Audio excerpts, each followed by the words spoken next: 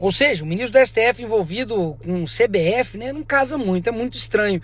E não é à toa que o André Mendonça foi pra cima do Gilmar e, cara, gostei. Vossa Excelência entende de extravagâncias mais do que eu. Pode ter certeza que não, ministro Gilmar.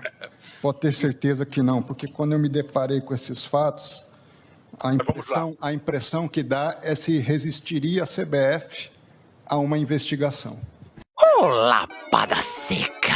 Nesse vídeo eu vou te explicar quem é esse cara, o que ele tem a ver com isso e com você. Esse cara nada mais é do que o filho deste cara, Gilmar Mendes. Mesmo sem nenhum tipo de cargo, já estava mostrando ele a influência dele nos bastidores do futebol brasileiro. É isso mesmo, senhores, futebol.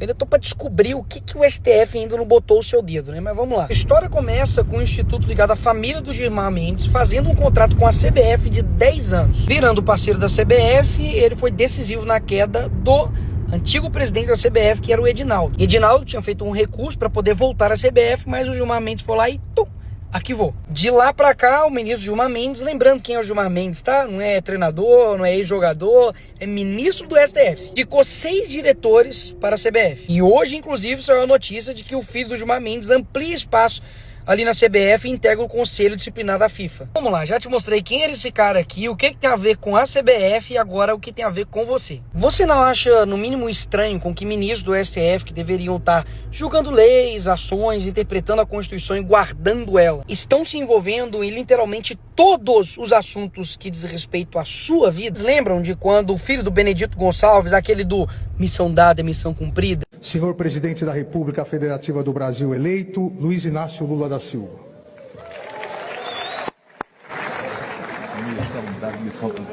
Que saiu ele ostentando roupas, né, de grife na rede social. O look dele custava 1,2 milhão de reais. E aí o que aconteceu? A justiça foi lá e ordenou a retirada do vídeo em que simplesmente mostrava o filho do ministro do STJ ostentando roupa de luxo. Ou seja, os caras interferem também naquilo que você pode ver e aquilo que você não pode ver. Pá, tá mostrando meu filho aí ostentando roupa de luxo aí no exterior?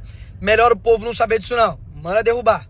Eles decidem sobre a sua internet aquilo que você pode ver e não ver. E se você utilizar a internet de forma livre, você se torna, na mente deles, um pequeno tirano. Mas não pode também permitir que nós estejamos numa água em que haja 213 milhões de pequenos tiranos soberanos. Soberano é o Brasil, soberano é o direito brasileiro. Estão, obviamente, interferindo nas decisões do Congresso, né? Porque a gente foi lá e derrubou o aumento de um imposto, do IOF. Daí veio o PT, acionou o STF, caiu para Alexandre de Moraes e ele foi lá e derrubou a derrubada do IOF. Estão interferindo até o que sai no jornal, né?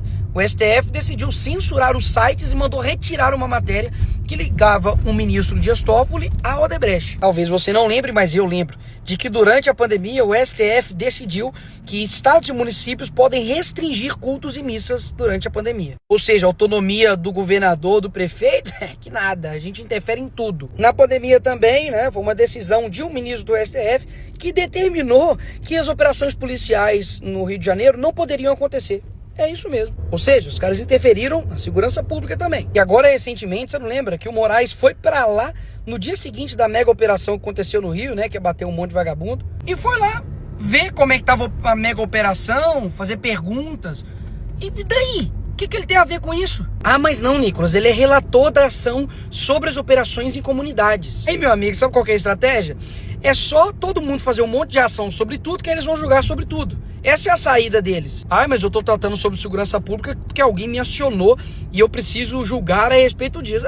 Conta outra, né? Tudo cai na mão dos caras. Tudo. Decidem sobre quem pode ou não pedir impeachment de ministros do STF. Ou seja, eles decidem quem pode ou não pedir impeachment deles mesmos. É isso mesmo. Daí o que eles fizeram? Eles tiram esse poder do Senado e jogam para PGR, que é um cargo que é indicação do presidente da República. Simples assim. E eles interferem também nas decisões do Legislativo, né? Eleição para a presidência do Senado mobiliza ministros do STF. Horas. Os ministros do STF não deveriam estar julgando, guardando a Constituição, interpretando ela. Para que eles estão envolvidos na decisão da presidência do Senado? Porque quem faz isso são os senadores, né? Ou você não lembra que a competência do presidente da República, que era indicar o diretor-geral da PF, foi derrubada pelo ministro Alexandre de Moraes? Ele simplesmente falou não e derrubou. E durante esse período, em apenas 2 anos, o STF tinha tomado 123 medidas contra o Bolsonaro. Bizarro. E agora as decisões do STF contra parlamentares cresceram 20 vezes desde 2005. Porque, obviamente, eles também decidem, né? Quem deve ser cassado e quem não deve ser cassado. O voto do eleitor mesmo, meu, seu, não é de nada. A caneta tá com eles. Eu sei que tem gente que se esqueceu, mas, mais uma vez, eu não. Vocês não lembram? Foi uma decisão do Alexandre de Moraes que determinou a suspensão de uma rede social no Brasil inteiro. Cara, como pode ter alguém que acha normal uma pessoa ou pessoas ter tanto poder assim? Sério. Ferem a imparcialidade do judiciário, né? Atacam opositores políticos como se fosse uma corte política. Como se fosse, né? Eu acho que não é, não. Como se fosse. Os caras fizeram até live, né? Ministros do STF fazendo live com o Felipe Neto para poder falar sobre fake news. Quem tá dizendo que eles interferem em tudo não é nem eu, né?